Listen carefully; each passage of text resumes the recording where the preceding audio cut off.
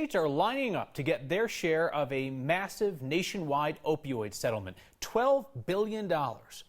But not Colorado. Democratic Attorney General Phil Weiser is taking a chance that by holding out of a multi-state settlement, he can get us even more money. Arnusha Roy asked him about that strategy. There's a lot of anger out there. There's a lot of frustration that people have been able to make money while other people's lives and families are being destroyed. So what is the state's position right now with this bankruptcy? We believe that the settlement that Purdue Pharma and the Sackler family are seeking to cram down on other states is inadequate. The big issue is how much money Colorado should get. Under the proposal they've put forward, there are too many questions, too much uncertainty. So in a release from Purdue, they said the money would go towards treatment, antidotes for overdoses, and that the settlement structure had an estimated to provide more than $10 billion. So is that not enough then? That's incorrect. The $10 billion number is based on a set of, I believe, unrealistic assumptions. It is more like $10 billion question mark. The real question is, what about these Sackler family members who've made billions of dollars over the years that's come out of the company? Will they be held accountable? Is there the risk of, if you continue to negotiate with Purdue and they do go into bankruptcy, that we wouldn't get even as much money as might be on the table now? I believe it's a very small risk on the downside. There is a risk they could try to cram down this proposal. I don't believe that's likely to happen. What's more likely to happen is the Sacklers will face more legal liability and oversight. Is there any sense of this would also be publicity for the AG's office or showing your posturing on a very important issue? I don't care about the publicity on this. I care about getting results. We here in Colorado are suffering. I've traveled around our state. We've had more overdose deaths. We've had more people serving time in jail and prison. We've had more people, lives destroyed. We need justice. So, like you heard, Weiser's very interested in going after the Sackler family, but a judge still has to decide if those lawsuits would even hold up if bankruptcy is finalized. I do want to make sure to point out that more than 20 states have signed on to this settlement. That includes in Texas. The Attorney General there said that he wanted the company's money to go towards helping people suffering from addiction instead of spending that money in court, Kyle. And that's the way the Purdue Pharma's lawyers position it, as well, we can spend hundreds of millions of dollars fighting this in court, or you can just take our money.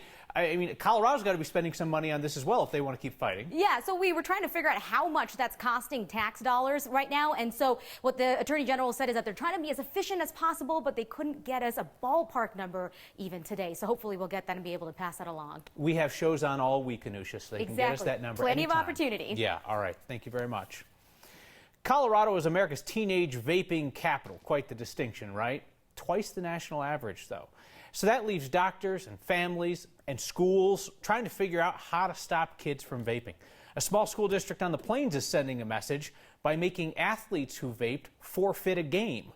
This is the girls' volleyball team in the Crowley County School District. School leaders and the coach decided that they would not let the team take the court against Rocky Ford last week because players broke school rules about vaping. After talking to a number of kids, boys and girls, athletes and non-athletes, we're just kind of seeing a trend towards this, almost an acceptance within the student body of vaping. We're not trying to jump on the, vaping bandwagon. We understand the dangers of it, but I feel as an administrative team and as a community, we would take this stance no matter what the infraction was, alcohol, drugs, whatever it may be. School leaders told us they felt like they received a lot of community support for that decision. And the girls' volleyball team will be back on the court to play Eads tomorrow. Democratic Senate candidates are headed for the exits. They're making room for former Governor John Hickenlooper in that race. But now, inexplicably, somebody new is entering the race today. A name mostly known in the business community and not much outside it. Denise Burgess, who owns Burgess Construction and Engineering Services in Denver, told me today that she's not concerned about what other people in the race are doing. She said the Democrats running were talking too much about beating Republican Senator Cory Gardner and talking too little about issues like affordable health care. On that, she told me that she opposes Medicare for all, but does support a public option. She outlined a strategy to raise about $100,000, pretty bare-bones campaign, and try to collect signatures to get on the ballot. Senate candidate Andrew Romanoff is not getting the message. That message from national Democrats is that former Governor Hickenlooper is their choice for the nomination. Yet while other top-tier candidates drop out to make room for Hickenlooper, Romanoff remains. trying to position himself as the progressive who will act boldly on climate change.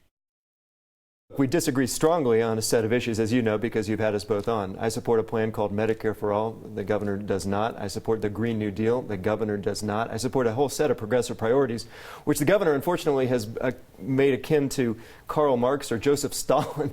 I'm a Romanov, no relation to the royal family, but that's a pretty painful reference. And look, if you say, as John did, that you don't want the job and you wouldn't be good at it, then Coloradans should take you at your word. You ever change your mind about a job? Of course. I mean, is he not entitled to do the same? Of course. So, okay, so you don't hold it against him that he said that he didn't want the job and wouldn't be good. I happen to believe him. Understood. Would you stay in this primary just to make a point? No. No, I'm running to win. Look, I believe that Coloradans are struggling and suffering. I've met too many families who have lost their loved ones on account of problems that we can fix. I bring to this race both a set of legislative skills as one of the best legislative leaders in America. Politics doesn't reward modesty, so I want to work that into our conversation, but also a sense of urgency. I think the time has run out for incremental reform. Maybe if we were starting this debate, for example, on the climate crisis 20 years ago, we could afford the baby steps that some candidates are proposing. But it's too late for that. If you're serious about addressing this crisis, you need to stand up and speak out, even if it's not popular with your own party. And to be clear, it's not. The leaders of the Democratic Senatorial Campaign Committee, who have made a different choice in this race, as you know, are not keen on candidacies like mine because we represent a threat to the status quo and to the special interests that are bankrolling that committee, like the fossil fuel companies. My full conversations with Romanoff, Hickenlooper, Senator Cory Gardner, and others in that race can all be found on the next YouTube channel. Colorado is getting rid of the QR codes, the scannable codes on our ballots. I had never noticed that those were on our ballots. But when you vote in person in Colorado, the voting machines print out your choices. They're embedded in that QR code, which is the barcode-looking square there at the top. Each of your votes are embedded in that specific code. The Secretary of State's office says a human can't look at the QR code and verify that the choices are indeed the ones that the voter marked, so they're going to get rid of them. Even they acknowledge there's no evidence that the QR codes have ever caused a problem. This doesn't apply if you mail in your ballot. Maybe that's why we didn't notice. May I make a recommendation where we point you towards something that did not come from us but is worth your time? This recommendation is from next producer, Erica. She invites you to take a look at a Los Angeles Times article looking at the doctor highly known for performing gender reassignment surgeries down in Trinidad. Dr. Stanley Biber performed an estimated 6,000 surgeries there over 41 years. That's how Trinidad became known as the sex change capital of the world. This Times article looks at his career there, the impact on Trinidad, his legacy in the years after his passing, and how his work relates to current issues. We have a link on the next Facebook page. This summer, History Colorado opened a new exhibit at the Trinidad History Museum, including a small tribute to the doctor. Heavy snow and a wet spring has not stopped some fires from starting up in Colorado in the waning days of summer, 2 of them over the weekend, and that makes 4 significant fires now burning in our state. One of them, the 6A fire, forced mandatory evacuations up near Bailey last night, folks who are still out of their homes today. Our own curiosity leads to our next question, and it's about fire danger. You know, we had such a wet spring. Do we have a situation now where there was just all this brush growth that's dried out over the summer and now poses an above average fire danger? We took that question to meteorologist Becky Ditchfield. It's a complex situation. The dry days we've had over the summer did dry out that brush, which created a fire risk, but did not put us in a red flag warning or extreme fire danger. The risk comes from the brush still being able to catch fire. We're watching for strong wind gusts. Those could easily spread any fires that started and make them harder to control. But the wet spring also helps in these situations because it slows the burn and helps firefighters to get those fires under control more quickly. One of Denver's iconic buildings is getting some work. We've scoured museums, libraries, everything for historic photos. They really want to get this right, and they could use your help. And everyone keeps talking about the Denver Bronco who gets called for holding. But what if they threw flags at your workplace? That's next.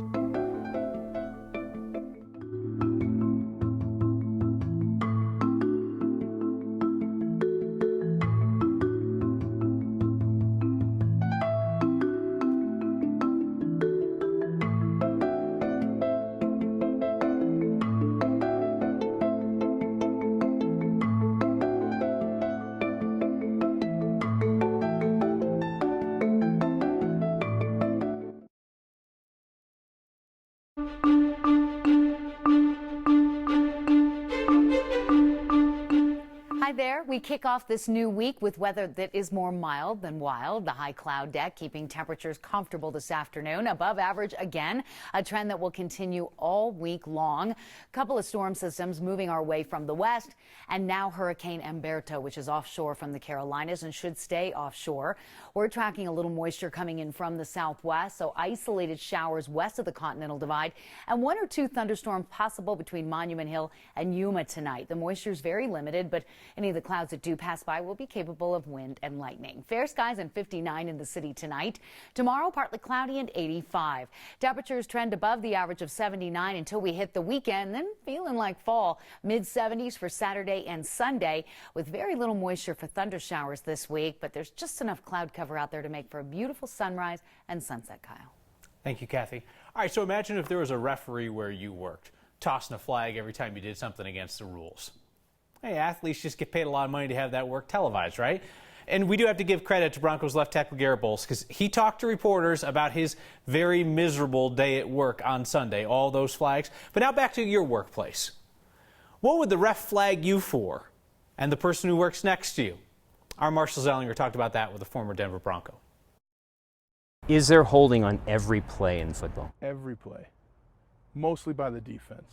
Spoken like a true offensive lineman. Super Bowl champion and former Denver Broncos lineman Ryan Harris. This is where I have to make a decision. I'm going to get a holding call, or I'm going to replace and either hit the hip and move you out with this hand. He knows a thing or two about holding because he knew how to avoid it. I went through a whole year, 19 games without getting a holding call. Anytime the hands are outside, that's holding. Inside, you're pretty good. Why are we talking about a 10-yard penalty in football? I'll give you 72 guesses. Holding, offense. Number 72, holding, offense. Well, the second holding penalty called. Holding, offense. There it is, the bear hug. What you don't want to do is grab on the outside, because you cannot materially restrict or alter the path of the defender. This story isn't meant to bowl someone over. Consider it a quick education on a job most of us, me included, could not handle. But that happens when you get out of position. It's also a chance to reflect on our jobs. What do you do at your work that if you got caught, someone would call a penalty on you? Holding happens every day in a place like 9 News, at a place like wherever anybody works, whether it's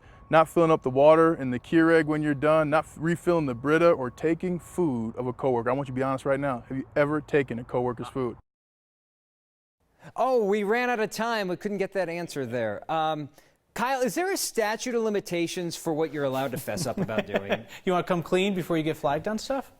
I've printed, I printed my tax returns at a previous place of business because I Did didn't you really? I didn't have a printer at home. So Did you stand up and like scramble over to go grab them? Oh yeah. Uh-huh. I hope that's not. Well, that was somewhere else. That might be a flag. Quick funny. Ryan Harris says he avoided being called holding 19 straight games because he played with the ref. Hey, ref, I'm thinking about being a ref after I'm done with this profession. And they're Did like, he really? Yeah, oh, this guy really likes the rules. He understands. He's not going to hold. Oh, that's slick. I like that. Mm-hmm. Well, if we see Garrett Bowles talking to the ref next game, maybe he'll pull that trick. Find a little career after football. Thanks, Marshall. I hope that you had a good weekend. It was probably better than Garrett Bowles' weekend. The NFL leader in holding penalties had 4 more called on him Sunday. The Mile High crowd booed him mercilessly. I cracked some jokes. Maybe you did too. Here's the deal. For most people, your worst day at work is not going to be televised. For those of us who have signed up for a business like that, we get it is part of the deal. But there's also a difference between being bad at your job and being a bad guy. The NFL has both. And if you hold on to one thing as tightly as Bowles gripped Khalil Mack to keep him from the quarterback, hold on to this. Garrett Bowles is not a bad guy. He could have been. Raised around drugs and gangs and violence. He's struggling in school. He got kicked out of his house. But Garrett Bowles held on to hope of a better life, a happy home, professional success. He held on with such determination, he made it happen for himself. Garrett Bowles became a man of faith, a family man, a dad, a first-round NFL draft pick, a starting left tackle in the National Football League. Only the last of those things can ever be taken away from Garrett Bowles. It may be that he is not one of the 32 best left tackles in the world. So be it. That would not be the worst thing to ever happen to Garrett Bowles. Not even close. away from the game of football, Garrett Bowles is holding on to what really matters. To preserve history, they must first figure out exactly what it looked like. The period of significance is really from the 30s to the 50s, but we'll take anything. The people restoring the historic Rossonian Hotel in Five Points could use your help to get a clearer picture. A bike, a convertible, and no bicycle rack. Making do with what he had is the most Colorado thing we saw today. That's next.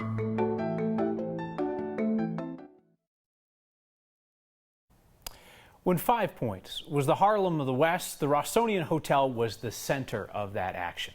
Jazz greats like Duke Ellington and Billie Holiday came through those doors. Those doors closed in the 1960s. Soon to reopen, though, looking as it did back then, if the people restoring the Rossonian can pull it off with a bit of help. Our Byron Reed has the story.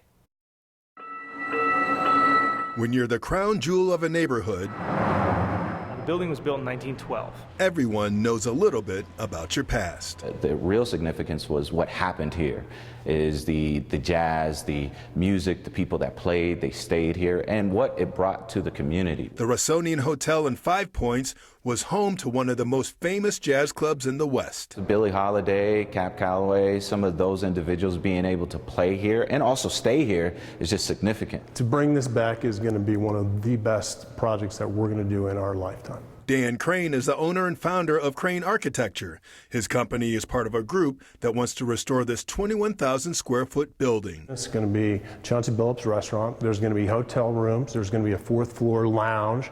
And there's going to be a large jazz venue in the lower level. This building is on the National Register. And from day one, the whole entire development team has said we have to do this project right. And in order to do the project right, we've scoured museums, libraries. They need the community's help. Colors, interior materials, exterior materials. So they're asking for old photos of the hotel to be historically accurate in the renovation. The period of significance is really from the 30s to the 50s, but we'll take anything. As much information that we can have, it's going to help us make better decisions and the appropriate decisions to really tell the story of this building. The group says they hope to bring back the life and spirit of this building that's meant so much to the people of Five Points. This is for real, and I'm excited. Of course, over my lifetime, I've never seen this place active, and also to be what it was, a hotel, a music venue, that is very special. For next, we all are excited to be a part of that. I'm Byron Reed. The group hopes to have that renovation finished by the end of the summer of 2022. So if you have any old photos of the hotel, you're asked to send a copy to Crane Architecture on Welton Street. We have proof that nothing can stand in the way of a ride. It's the most Colorado thing we've seen today. And some of your words about Garrett Bowles. Next. The most Colorado thing we've seen today is a top-down, wheels up. Next viewer Casey spotted a convertible with a middle bar converted into a bike rack up on Vail Pass. I like that. What a cool old convertible, too. If you see something that says Colorado as much as this, email it to next@9news.com or give us a shout with the hashtag HeyNext. Wynn says thanks for showing some sympathy for Garrett Bowles. We've all had fun with his holding issue, but he has overcome some serious hurdles in life. Chuck says we become so passionate, we sometimes lose sight of the people involved. Commentary was right on. He said we need to remember this applies to other situations as well. Isn't that the truth, Chuck? See you next time.